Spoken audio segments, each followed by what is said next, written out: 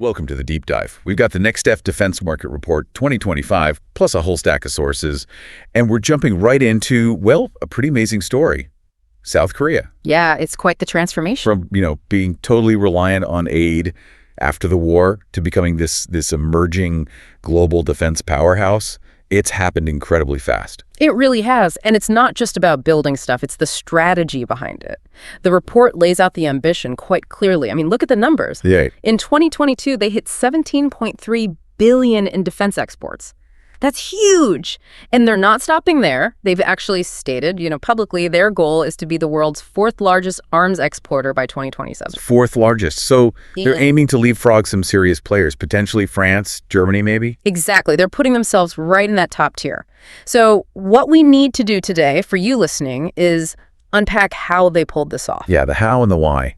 It seems like this specific mix of government planning, using their existing industrial muscle, and some smart innovation. That's the core of it. It's a calculated strategy that seems to be paying dividends. Okay, so to really get it, we need to go back. Start at the beginning. Post-Korean War, say the 1960s. Yeah, back then, South Korea was almost entirely dependent on the U.S. for security, their own defense industry. It barely existed. Just relying on that American security umbrella. Totally. But that reliance, it created a vulnerability. And North Korea tested it. The sources really point to a few key moments, these shocks that forced their hand. Right, the Blue House raid. Exactly. 1968, North Korean commandos literally trying to assassinate the South Korean president in Seoul. Imagine. It was a massive wake-up call about their internal security. And then things started changing on the international scene too, right? Less certainty about the U.S. commitment? Absolutely. That's the next big jolt. 1969, you get the Nixon Doctrine, basically the U.S. signaling, hey, Asia, you need to handle more of your own defense. Which wasn't just talk. No, by 1971, American troops actually started withdrawing. So for Seoul, the writing was on the wall. They realized, okay, we cannot just outsource our national survival anymore. So that necessity leads to actual policy. They launched the Yulgok Plan in 74. Correct. That was the big one. A national strategy aimed squarely at building up their own defense industry. The focus was clear. Indigenous production. They wanted to make their own basic kit rifles, tanks, artillery. And they needed an engine for that. Which is where the Agency for Defense Development, the ADD, comes in, set up in 1970. Think of it as the national R&D hub, connecting scientists, the military, and industry leaders. And this wasn't happening in a vacuum, economically speaking. Not at all. This defense push was perfectly timed with South Korea's massive economic boom, the miracle on the Han River. They were already building world-class heavy industries, shipbuilding, steel, electronics. So that's the clever bit. Yeah. They could leverage that existing civilian industrial power, dual-use capability from the get-go. Precisely. It wasn't like starting completely from scratch. They could adapt technologies and production lines. It dramatically cut down the initial costs and risks associated with defense R&D. And it worked? The results speak for themselves. By the 1980s, they were producing their own main battle tank, the K-1, and they were assembling advanced jets like the KF-16 under license. So within about a generation, they went from being a consumer to a pretty credible producer. Okay, so that sets the stage. Now, fast forward to today. That credible producer is suddenly a major global exporter. Why are countries choosing South Korean systems over, say, established American, European, or even Russian ones? Well, the report highlights, I'd say, three main drivers, three key competitive advantages. And the first one is maybe a bit surprising: speed. Speed. In defense procurement, that sounds unusual. It is. They are delivering complex systems incredibly fast. Production and delivery speed is a massive selling point, especially compared to the often years-long cycles you see elsewhere. But how? I mean, these are complex weapon systems. Isn't there a risk to quality or testing if you rush things? You'd think companies doing this for decades would have the process locked down. You would think so, but South Korea seems to have optimized this through a combination of very streamlined state backing, their existing manufacturing prowess, and maybe a different approach to risk management. The prime example everyone points to is Poland. Right, the K9 howitzers. Yeah. They signed the contract in 2022, and the first batch of K9s was delivered and ready just 3 months later. 3 months?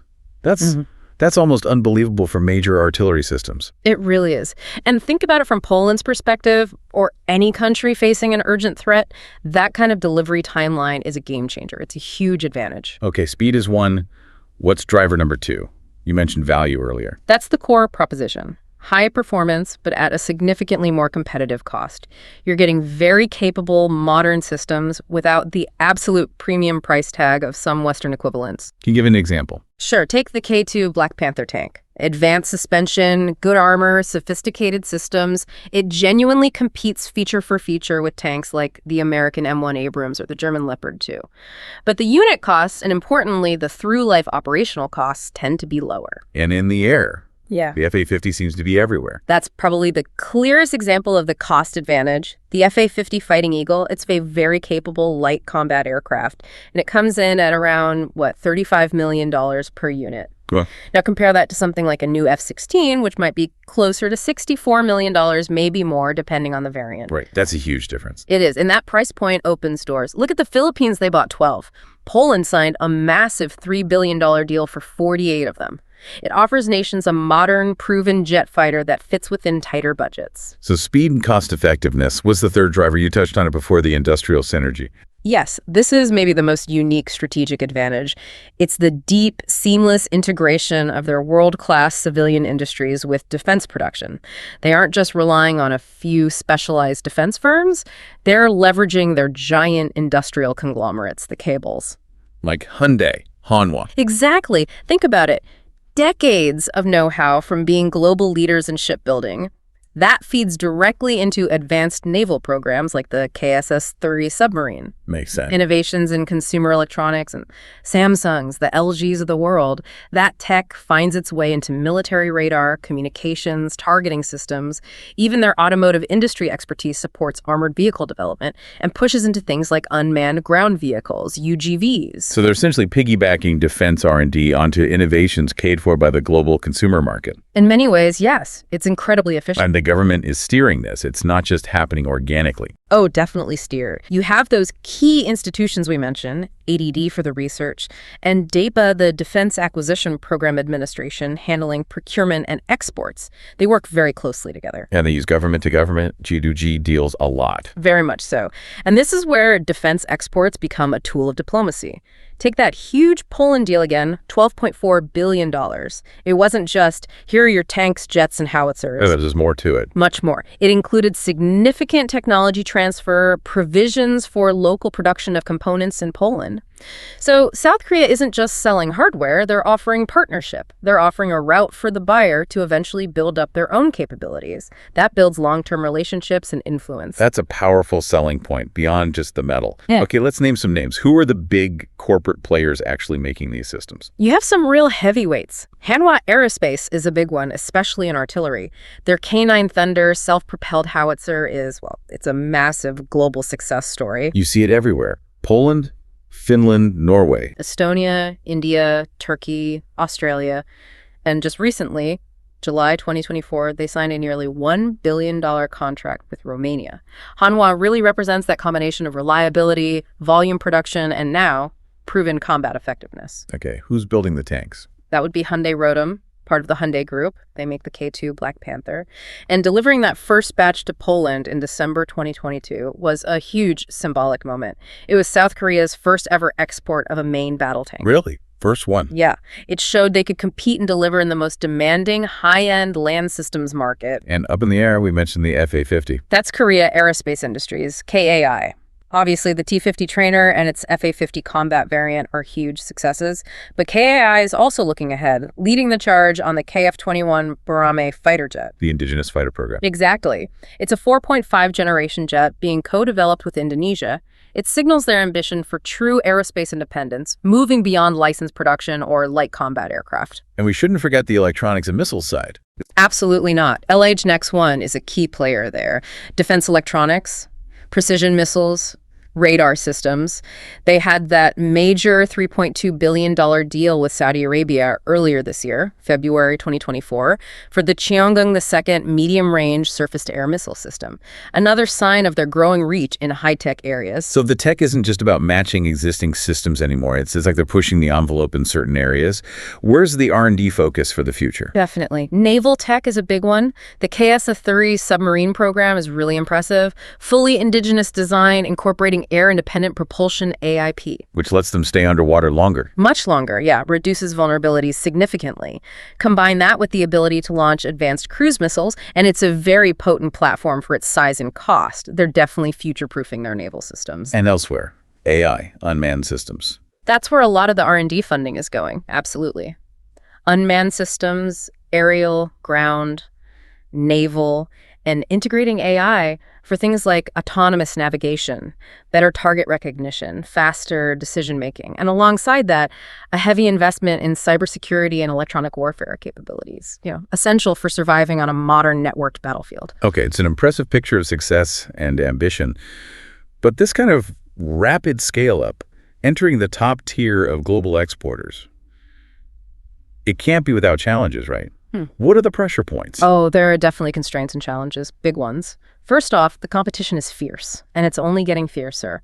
They're now going head-to-head with the US, Germany, France countries with decades of experience and deep relationships. And newer players, too. And rising players like Turkey, even China in certain markets. So South Korea has to constantly innovate just to maintain its edge, to keep differentiating its products. You mentioned technology transfer as a selling point, like with Poland. Doesn't that create its own risk? Are they potentially training their future competitors? That's the gamble, isn't it? It's a major tightrope walk. Partner nations increasingly demand technology transfer as part of any large deal. It helps secure the contract now, builds goodwill. But yes, absolutely, it carries the long-term risk of intellectual property leakage and helping rivals catch up. It's a trade-off they seem willing to make for market access right now.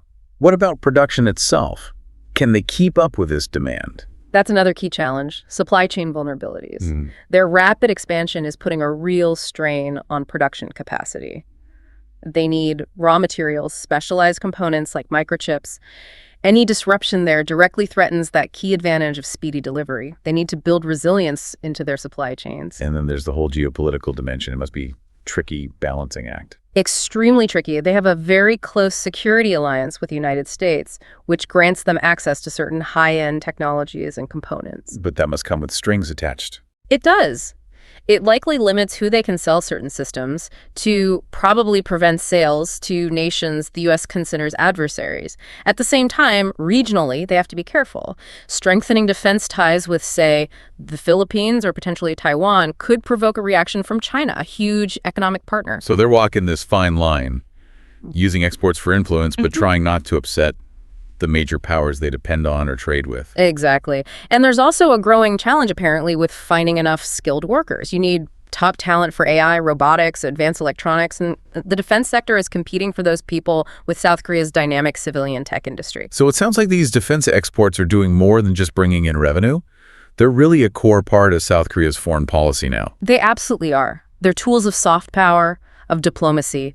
By positioning themselves as this reliable, flexible, non-coercive partner, offering collaboration, co-production, favorable terms, Seoul builds influence and strengthens relationships globally. It gives them strategic options, diversification beyond the immediate focus on North Korea. Okay, let's try to bring this all together for you, the listener. Yeah. What's the final picture here? Where is South Korea headed in the global defense market? Look, they are really well positioned, especially for emerging markets. Think Southeast Asia, parts of Africa, maybe Latin America. They offer this compelling package: advanced, adaptable tech, fast delivery, competitive prices, and that promise of genuine partnership and tech sharing. It all works to increase their industrial strength and, ultimately, their strategic autonomy on the world stage. So, wrapping it up, South Korea's continued success seems to depend on managing these inherent tensions, right? Yeah. Balancing that need for rapid innovation against keeping costs down, juggling global competitiveness with making their supply chains more robust, and threading that needle using export strategically while navigating the complex web of alliances and rivalries. That's the core challenge going forward. Which leads us to maybe a final thought for you to chew on. Given that South Korea's entire defense industry was basically born out of desperation, forged in response to those external security threats back in the late 60s and early 70s, How critical will maintaining that intense focus on technological self-sufficiency, on indigenous R&D, be for them now, especially as they grapple with these very real vulnerabilities in global supply chains and the political pressures that come with their alliances? That tension between wanting independence and needing interdependence that's likely going to shape their future as a top-tier defense player. Welcome to the Deep Dive. We've got the NexDef Defense Market Report 2025